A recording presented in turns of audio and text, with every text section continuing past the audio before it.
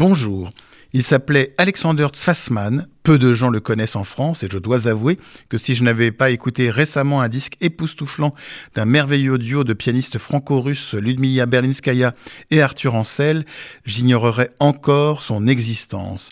Ludmilla Berlinskaya et Arthur Ancel, duo de pianistes à la ville comme à la scène, comme on dit, viennent de faire paraître pour le label russe Melodia un disque qui confronte deux compositeurs, l'un bien connu, le génie que fut Georges Gershwin, l'autre qui a eu son heure de gloire en Union soviétique, mais qu'on ignore ici très largement, le très très talentueux Alexander Tsvassman.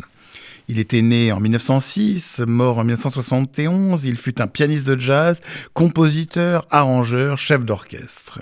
Il a étudié le violon, le piano et est rapidement devenu un grand pianiste à la technique qui époustouflait Dmitri Shostakovich. Celui-ci lui écrivit pour lui demander d'interpréter la musique d'un film qu'il avait composé, en insistant sur le fait que bien que pianiste lui-même, Shostakovich voulait que Tsvassman en soit l'interprète.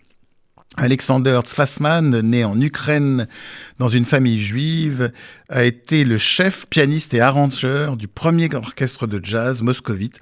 Et contrairement à ce qu'on peut penser, le jazz, du moins non américain, n'était alors pas interdit en Union soviétique. De 1939 à 1946, il a été le directeur artistique de l'orchestre de jazz de la radio soviétique. En 1966, Tsvassman devint un des fondateurs de la Fédération internationale du jazz à l'UNESCO. Le disque de Ludmilla Berlinskaya et Arthur Ancel confronte certaines de ses œuvres pour deux pianos à des œuvres de Georges Gershwin, lui-même originaire d'une famille juive russe ayant émigré, celle-ci, aux États-Unis. Cette confrontation nous offre un disque qui est un pur régal, et les œuvres de Tsvassman, qui a arrangé certains thèmes de Gershwin, ne pâtissent pas au regard des œuvres du grand musicien américain. On peut écouter notamment une paraphrase de Tsvassman sur The Man I Love de Gershwin, qui est un pur bonheur.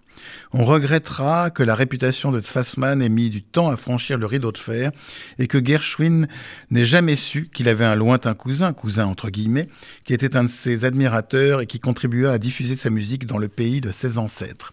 Bref, si vous voulez sortir des sentiers battus, n'hésitez pas, courez acheter ce disque Gershwin-Tsvassman interprété par Ludmilla Berlinskaya et Arthur Ancel sur leurs deux pianos, disque dont l'écoute vous procurera une joie et une émotion rares.